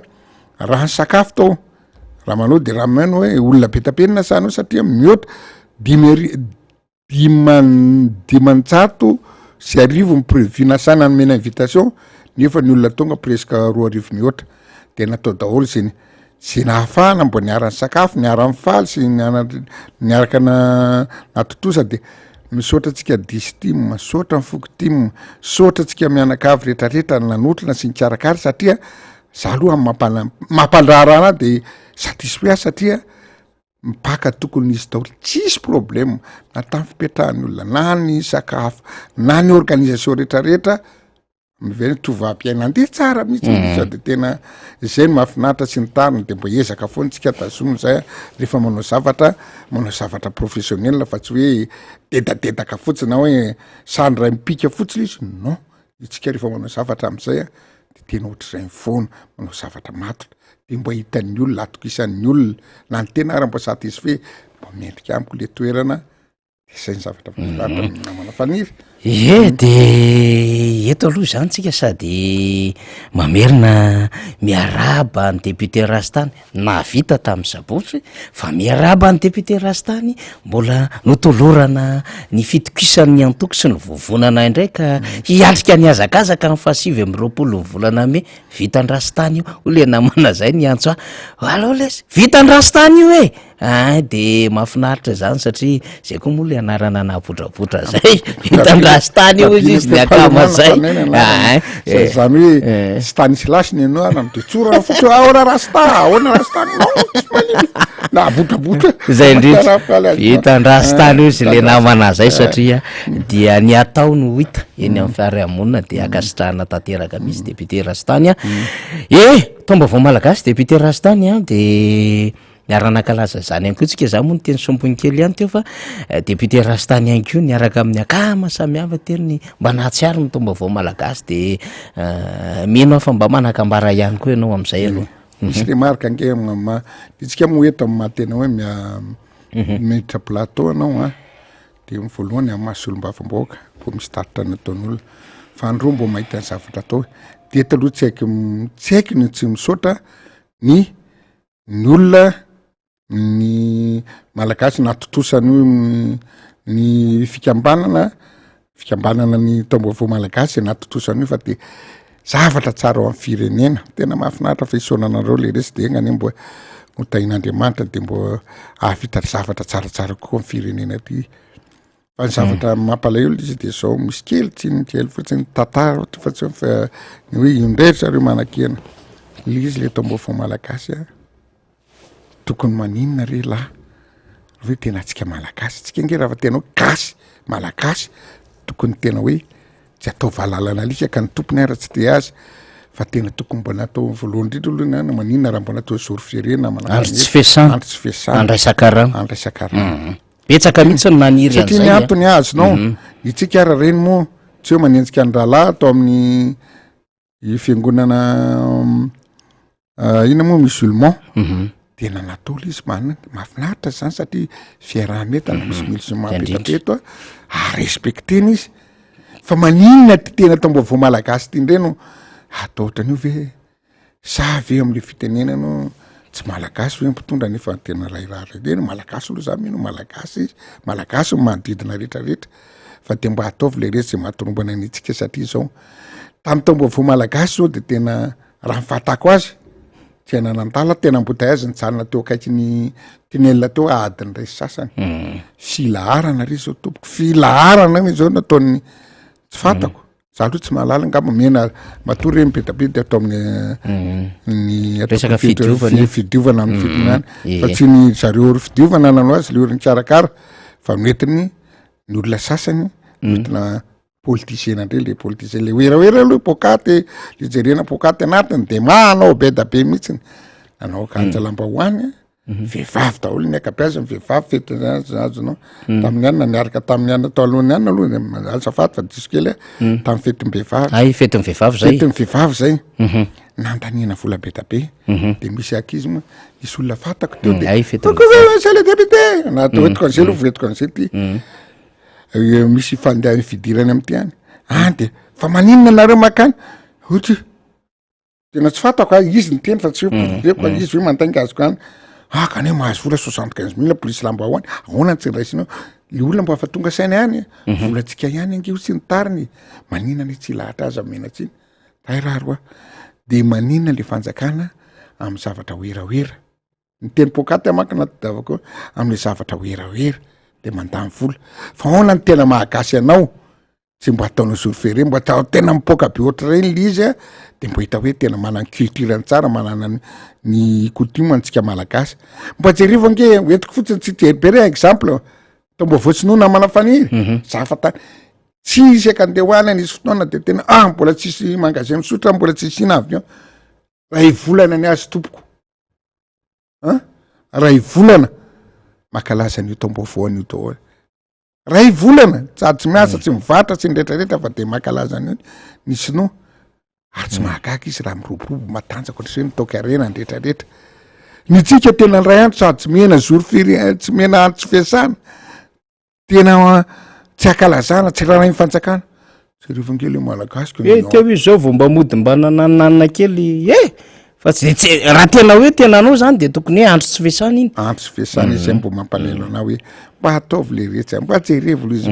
nefa zatra mbo atsika malagasy tena mbo ajerevo am'izay mbo miva mbo ajerevo raha te androso anao de ny zavatra tena mahaizy anao aza fotoan'ny fitondrambazana fitondran zavatra culturan'olona any ivelany natao fa ataoviny ianao io mampampandeha anao firenena rehetrarehetra samy manana ny azy daholo ka mbo hifinana re ty tsy hoentina hoe fitsikarana fa tena hoe fengavina hoe ory fipitana-patsakana mbo mifirina roa amin'ny manaraka mba ataovy tena hoe akalazao ataovy mipopoka be zao ny tombo malagasy ohatra ny 26 juin moa iny efa nytrano atro fandraisika amin'ny fahaleovan-tena pirenena de ataovy mipopoka ohatra reny satria iny fahaleovam-pirenena zay ny zanahan'ny vazatsika tindray mbo atsika malagasy taom-baovao malagasy fa de zay ny zavatra kely mbo sesasesa tsy aritra fa mba alotahaka mbo jerevo manodidina ianao nge raha androso hoe ianao mivezivezy any an-taverany so tontolo zao mba alotahaka sy misy any amin'olona ho eto amin'ny firenenao mbo entina ampandroso raha te androso anao tana mivoaka de mivezivezy de mbo eto zay zavatra tsoa atao voatra ny voankazo analany fahitanao any zay zavatra zay mamy a mbo eto eto atelemo zay tsy mety amintsika aloha ohatra ny voankazo anala io tokotra zay ngamba ny zavatra kely tsy karitako kely tamin'io fa de naparary fo kely izy tamin'ny naparary fo fa de ao izy fa de se mbo afiangaviana antsoava atao amintsika mpitondra fanjakana ry tompoko ia everitsika satria raha nandritry ny roa andro a nandeha nivoaka tam'le tombavao malagasy iny de tena zay mihitsy nandrasan'ny rehetra mba hoe andro tsy esana fa andraisan-karama zoro fere zany ny tombavao malagasy zany ange makataratasy papier 4 zany de soratany zany de vita zany tsy olana amin'ny mandray an'izany fanapahan-kevitra zany tahaka ny fandraisana fanapahan-kevitra maikamaika ho an'le fitondram-panjakana fa tsy fantatry hoe inona no mety na tonga zay hoe tsy nandraisana fanapahan-kevitra fa raha tena hoe miombona amin'ny vahoaka marina le fitondram-panjakana raha tena mahatsiaro zava-dehibe le firenena amin'ny alalan'le tombavao malagasy dia teo am'izay fandraisana fanapahan-kevitra zay satria famezam-boninahitra an'le vahoaka sy le firenena iny makalaza an'le tombavao malagasy de tsy sarotro ihany maka an'izany satria papier 4 zany de soratana le didim-panjakana de asiana kase zany de aparitaka atao large diffusion zany de samba mandray ndrehetra de mba miezaka mifalifaly marina ny teny député Rastany teo ny sinoa rehefa manao an'io tombavao sinoa io de tena miala eto amintsika eto Madagasikara eto ny sinoa de lasa mody any firenena de midy mandritry ny ray volana mihitsy ny tsenany sinoa satria aiza lasa misy an'le tombavao sinoa zany de mba jerevony ataony hafa satria efa manomboka miombona efa manomboka voaray malagasy ary akafizin'ny malagasy zany tena hoe fanarena-kasina famerenana n'lay fomba ho an'ny kolotsaina malagasy zany dia zava-dehibe zany ary andrasantsika mihitsy zay député Rastany so fantairinao teto amin'ny fandarana moa zay hoe tena mba ataovy andro tsy fiasana le izy satria fandriny rehetra nitotona latsinainy izy teo maly talata koa mbola atao anatin'ny famaranana n'le fankalazana zany député Rastany efa nresadresaka moa ianao hoe ny any ivelany sisa matetika rehefa tonga eto amin'ny fandarana député Rastany dia mitondra ny vaovao zay reny sofina hita am'ireo aina aman-jery samihafa ary mivezivezy amin'ny sehatry ny sasa fampalambavao samihafa eto amin'ny tany repoblika ny Madagasikara izany de isika ihany ko tsy maintsy mitanisa foana ny aminy hoe ahoana ny ahazona n'le fierté nationale ny fierté nationale na le ampom-pirenena zay de tsy azo fotsiny am'izao hoe amin'ny alalan'ny fomba sy ny kolotsaina sy ny tena hoe fametrahano zava-dehibe ny asina mapomba nyty firenena ity fa ny resaka fametrahana ho tena ho lahara-pahamehana orinasam-bahoaka orinasam-panjakana zay rearea Madagasikara de matetika resahanao foana député Rastany le orinasam-bahoaka tena roa aloha ny tena azo lazaina fa tanysainao matetika le jirama sy lay fitaterana anabakabaka ty de rehefa mifampiantsony député Rastany de ozy député Rastany misy zavatra tena mba mampalahelo anahy raha fa tena manahirana mihitsiny fa aleo hoentina sy taterina sady adina anatin'ny fandarana miara-manonja mihitsiny fa tena tsy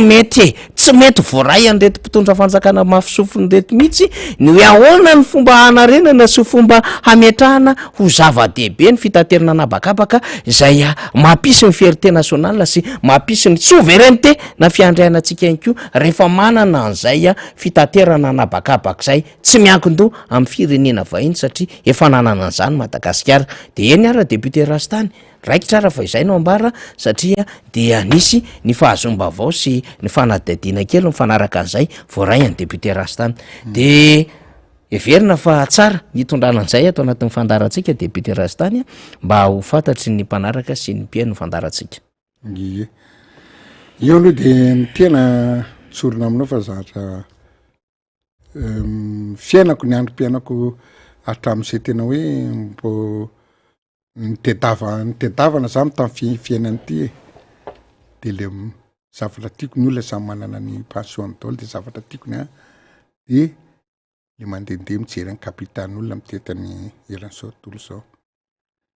de hita tsikatra hatramin'izany fa tena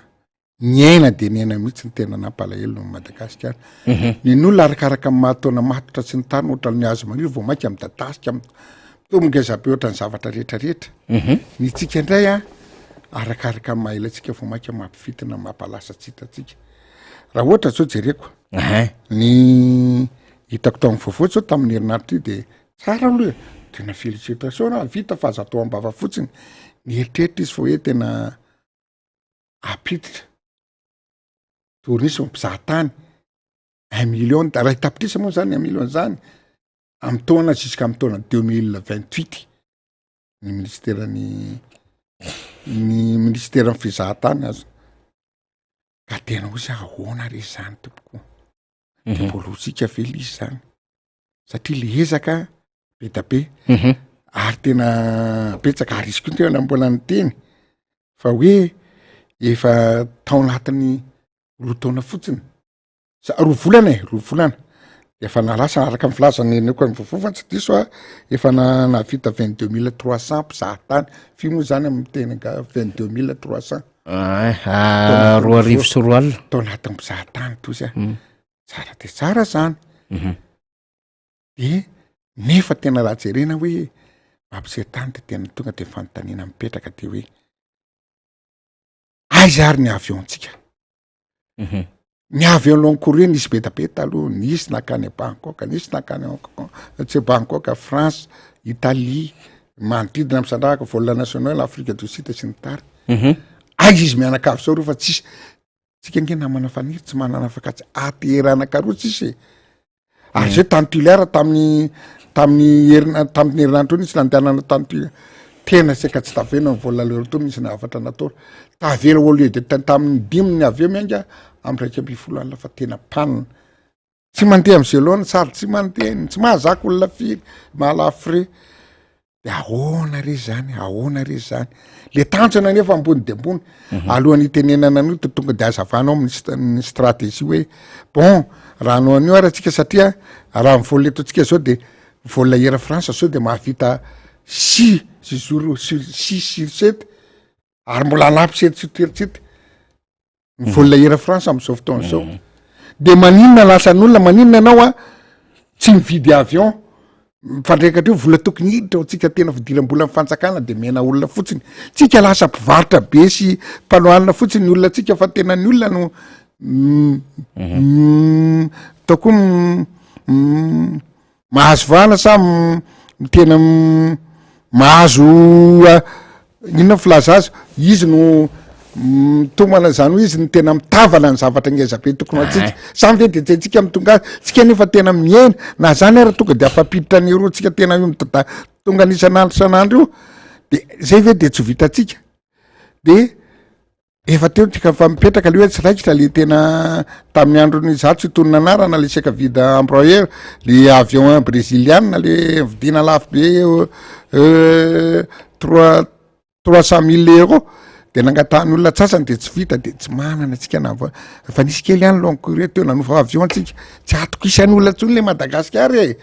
tena aiza le vola aiza fotsy aloavo izy ny olona ny atsasana raha ividy aloavo aloha ny zavatra ohatry zao vo mavita fa tsy anda de tsika mianany io nefa le olona miroborobo izy any miteny le teny vorovolana hoe c'est 22300 zay nefa raha zay zao ny avion tsika ny tomba azy de takinina moa ny tololatsika de ona le raha fanjakana za tena ty fitenika matetika isaka atao de tena hoe le téléphérique maninona ke raha mividina avion ke 121 000 euros moa tsy de tena nanako 150 000 efa mahazo avion ke izy zay tena transport sûr ary azo anaovanao aloha na azoana verina vetivety raha zay zao de mifélicité amin'ny fanjakana hoe alefasany olo satria le olona mpizahatany amitsika raha mitombona le 22300 io de tena afaka tena miditra fidiram-bola tato amitsika fa de tena na vola intérieur vola local ara moa zany de tonga de aterana karoa fotsiny de tena efatra izy teo de hoe simba le roa sisa satria nisy fahasimbany le roa de re roa sisa mba mivezivezikely eo nangataka atsika zao nangataka tamin'ny hevitra tamin'ny banque mondiale de hoe bon raha tianao long courrier nareo azo fanampiana vola raha indrana sy ny tany fa ampitombola ny vola local anareo de nampitomoany faharoa ampitomboa ataovy enina ozy na valo io loha atao vo masaka de rehefa treo vo miditra ty avelany de zay nataoko anao hoe angakangana tokony kitakitana zany zay minisitra mitantanan'io ary ny olona rehetrarehetra satria afira fa sur eo avary be tabe mpizahatany jerivo ange namana faniry miatsa Nosy miatsa Nosy nge tena vola emiratsa vola avy any ivelany ange international makao misy vola 3-4 fois par semaine ny ao ary olona tsolona de volan'olona nefa reny tokony atsika mianakavy reny ohatra velona taloha tany sac dole nisy tena La Réunion, Maurice, Johannesburg, izy makatry atsy Afrique, Kenya, de tena Comore, de tena misy lonko Paris, de nisy Singapour, de efa mivadika Bangkok, nisy be tabe, nisy nakany Chine. Tena zay nataoko anao zany nisy taloha zany. Marina ange niteniko teo nisy taloha ohatra nitsika ny zavatra misy atao Madagasikara lasa tena fitina zavatra tsisy de mampalahelo be tabe. De so zao de asa ndre nanao akory mbola nanao akory ndre zao fitondrana le vola 3-7 asa tsarivinao le tamin'ny Andriamatofolo tany ivelany tany voaka tany ivelany teo tany Dubai. De nisy Qatar Airways izy mano isan'andro azonao apitoy satria zay no trandrana ndray ny ligne de maninona mena olona fa tsy tsika mividy afo zay nataoko hoe zao ve tena mivoaka any ivelany raha oharina fotsiny zao iny mana ohatra tsy maka tena makany any hoe Ethiopia Airlines tena fa avy eo zato ny azabe fa eto akaikitsika fotsiny Nosy Maurice tompoko manana boinina firy avy eo ngezabe firy makany Australie fanantena makany Australie mbola tsy tany atreo direct makany Angleterre, France, any France makay tena fisy vola folony azy long courrier amin'ny intérieur vitany tsy makaka raha mandroso le olona mankotsy ny divizy tsika nembotra nanana an'izany tsika taloha fa tsisy tsony am'kehitriny zany hoe le long courrier zany tsara mpahafantarina député Rastany afaka manao an'ilay sidina makany amin'ny firenena ivelany Madagasikara zay zany le izy hafa zany le régional le régional le akaikaiky manodidina Maurice le Johannesburg fa le long courrier nefa eto amitsika de mahaliana raha mitombona io 23 000 de tena marary mifoka hoe maninona re afira fasira tsy io no trandrahana avaloany zay teleferika tsy amokatra akana fon'olona dedaderaka am io trandrahana fa de tena mampalahelo be de jerivo koa izy jerivo ary de hoe ty mbola remarque koa satria rehefa makany ivelany de tena mipetraka de hoe tena mbo député de mbo misy mpitsena le ohatra tsemba zaza manana de mbola any amiloha fa le entana tompoka adiny ray sasany vo tafavoaka io ry amin'ny tseramalotsono Madagasikara Airlines mba ataovy le fivoahany entana ny olona misy tena fivoahany entana de 3-4-5 arakaraka an'izay volona motra tonga de fa ato am'ray fa io ny tena olana be le famoahana entana Madagasikara no mba fa nivakely aéroport mba tsaratsara ihany mbo misy jerena ihany ty Afrika fa tena endrikely tsy nitany zavatra teknika ohatra zany mba jerivo le fangana fa tena mafitsinaina olona adiny ray sasany adindroanao tsy ajirika foana ao vely entana zany nefa aéroport ngeza be aéroport tsara be aéroport fa miroborobo ka zay nataoko mbola saritra mba exploité io alaoviny an'olona anaova expérience ndala makatahaka rehefa tsy mahavita de mbo lasa le firenentsika zay nge nataoko hoe tabatsika marary fotsiny satria manao comparaison manjery ny zava-misy jery amin'ny maha-technicien tena de tekony tena andeha roborobo Madagasikara zany raha agnaty tena raha olona tena mahay mitondra mahay mitatana tena mivoatra tokony anatin'ny roa taona tsy atao banque mondiale zany hoe fitopolo taona maharikorikina mieno an'izany hoe vo mitovy an'iza moa any amin'ny Rwanda fa non tena tsy ekeko zany satria eto amitsika taona fa raha ohatra zao fandrosiny zavatra zao zany ndre mbola doubleko na 700 taona raha tsy atratra raha zofo zao allure antsika misy am'izao fotoana zao non tsy mahatara nisy fanekevitra nataon-Ramatoa Christine Razanamaso zay filohan'ny anteny Meram-pirenena omaly ary tsika moa de nandefa an'izay kabary zay mivatana député Rastany de hoy izy hoe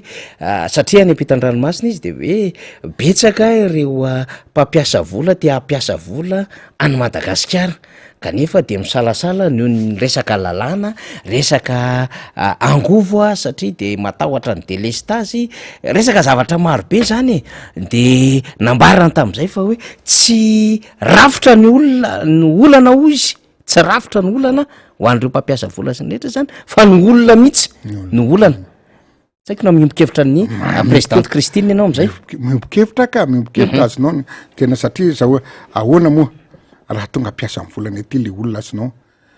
Tena za zao mananana be da be saky iasa tamiko avy eo Bangkok de tena olona matanjaka be mihitsy izy mananamana de hoe raikitra ary fa iakatra misy zavatra saika ataonao fa tsy tenenina de tonga de ozy izy non any aminao raha vao malaza de le kidnapping tena enjana be tsy ampiasa amin'ny volako any sady very vola any maty any tsy hoany c'est so hitanao zavatra exemple tonga de tena carrément tena insécurité any aminao tsy milamina ary raha ohatra ndre izy hoe anao zavatra ny tamatavy na tuiliara lalanao mbola anatin'ny 2 taona 10 taona vao vita io raha ohatra ndre paritra na eny an-dalana ary anao volan'olona tsy milamina ny insécurité. Ny jiro ndray miaraka amin'ny machine ngeza be miaraka ny tena machine faran'izay tena ngeza be raitra ny entiny jironao maty lava inona anao groupe ianao perta amin'ny fiole amin'ny carburant azonao de tena tsy lasy nefa zany ke efa nanao fokovitra tsy teny tsony fa raha tena ila fa niteny tetana misy papa fa tena tsy olana zany angovera Madagasikara zany ary faran'izay tsotra fa tsy amerina zay tsony ahako fa tena faran'izay tsotra amin'ny zava-misy eto amintsika fa tena tsy ataony zareo izy nefa tena raha tonga zay tena miroborobo zay le processus le antadidinao angamba tamin'ny heritaona hoe raha tiandrotsika ty tandrahana ty atao zao de tena era Madagasikara voafara foana ny jira afaka mampiasa afaka miasa ny olona afaka mampiasa ny io ny tena heriny motera fa ny économisme zay ny zavatra tena lasa ary marina ny présidente hoe marina tena marina pour le tena 100% satria raha dinena nge namana faniry tsy hoe fanenjeny azonao tena le fanjakana olona mahay ihany be da be mahay eo misy mahay ka misy mahay na de mbola misy manahirana aza satria tena tsy mahay fa tena tsy manana azonao ny tira projet ny tiany zavatra atao tiany ataonatao fa ny zavatra atao hitako eto aloha de tena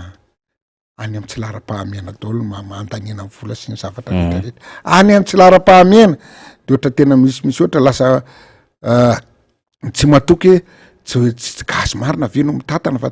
tena tsy atsotsika malagasy no atao fa zavatra tena au contraire de ohatra forme fotsiny ohatra ny tena pokaty fotsiny zavatra teneniny vava tsy mitovy de tena mampalahelo fa tena miangavy anareo rehetra azafady mialatsiny fa tena miteny ihany zay eto mahasolom-bavamboaka adity atao amin'ny firenena satria zay natao koa ny firenena ty raha tena olona mahay tsika atao koa tsy nareo reratsika raha fanoana atsika miara-miasa tsika mianakavy mikorotona hoa de nahara-tsakafo nahara-drehetra dépassé tsika ty Afrika mienina eran'izao tontolo zao ary amin'ny revirevin'ny président hoe ataoko ohatrany miamita matavy ataoko ohatran'ny Paris Ambatondra Zaka sy ny tany possible zany raha ohatra ka haitsika mampiasa ny zava-misy eto amintsika tompoko eny ary ya maraparantsika député Rastany omaly moa rehefa nandefa n'le kabarindra mato Christine Razana Mahasoatsika de nandeha be natanjaka be lay fandraisana n'lay fonjakevitra netiny ary matoa raha mandreny tahakiriny zany miteny maneho hevitra de misy zavatra tsikaritra any ambadika any ary misy fifampiresana sy fampideniana mandeha ity gazety anankiray ity zao ohatra de anisan'ny sarika an'izay faneho-kevitra Christine Razana Mahasoa zay ihany koa kanefa dia nahita angla hafa izy mikasika indrindra ny manodidina ny Christine Razana Mahasoa fa naizana zany ihany koa dia misy vaovao any député Rastany hitantsika ato anatin'ny gazety Tahitra Maraina no entintsika zany mivoaka androany io zany Christine Razana Mahasoa ity gazety apotehina ireo manodidina azy de misy ny lahatsoratra amin'ny resaka anjany zany de Andriamatoa Florent Rakotoarisoa zay filohan'ny ACC de hoe ny haiko fa tsy lavorary ny asan'ny ACC de mpandraharaha vahiny matahotra mampiasa vola aty Madagasikara io zany le mifandraika le zavatra nambarany panina ary nytoizany député Rastany teo a de etsy ambony moa zany a député Rastany lahara-pahamiana ny fampianarana zany a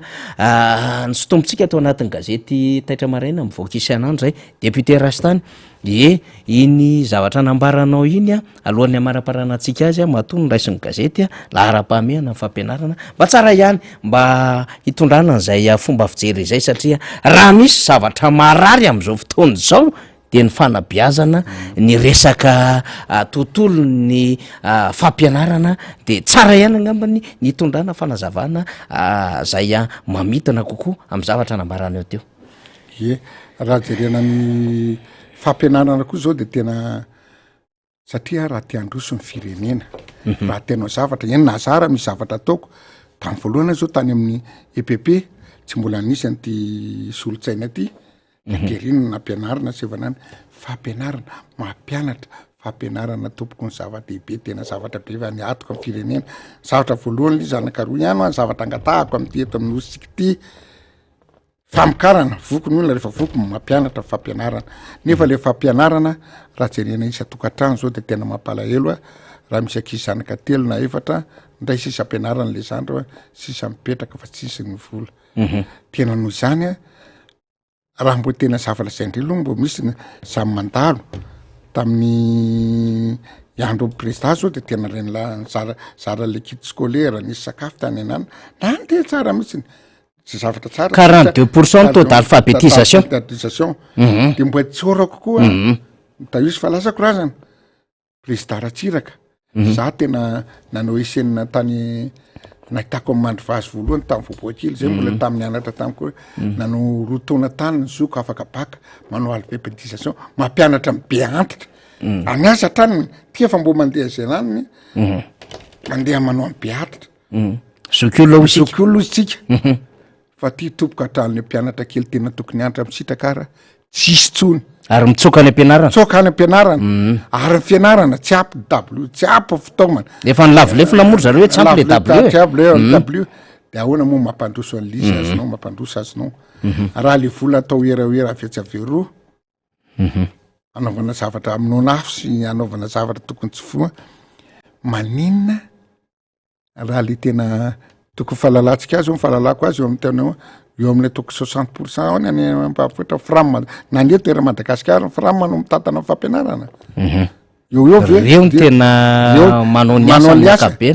nefa tsy motivenao izy fa tena 100 000 ariary 500 000 efa amizay mipakaramany aiza navitanao dito fa tena famonoana le taranaka raha ny tena izy a